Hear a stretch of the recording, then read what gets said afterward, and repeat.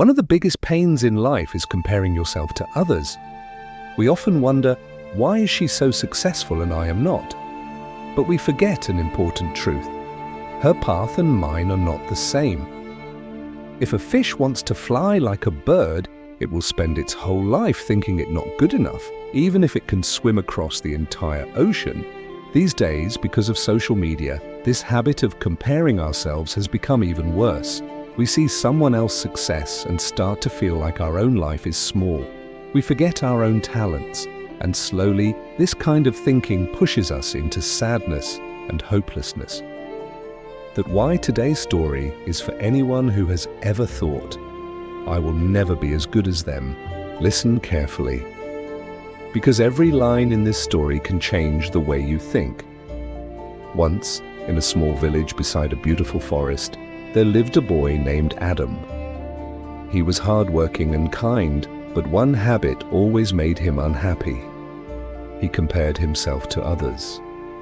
When he saw his friend David always getting the highest grades, Adam thought, I wish I was as smart as him.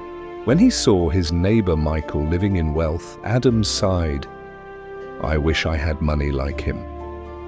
Even if he saw someone running faster than him, he'd think, why can't I do that? These thoughts made Adam lose focus. He didn't enjoy studying, he didn't enjoy playing, he simply kept thinking, I will never be like them. One day, a wise old man visited the village. Everyone called him Grandpa Henry.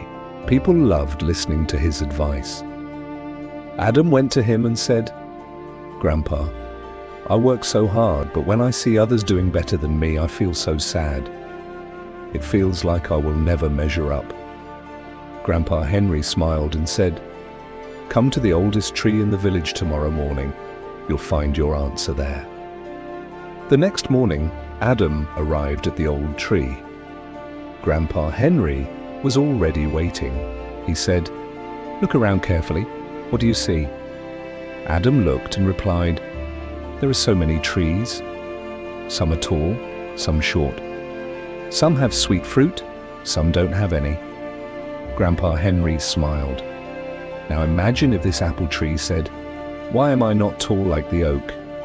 Or if the oak tree said, I wish I had sweet fruit like the apple.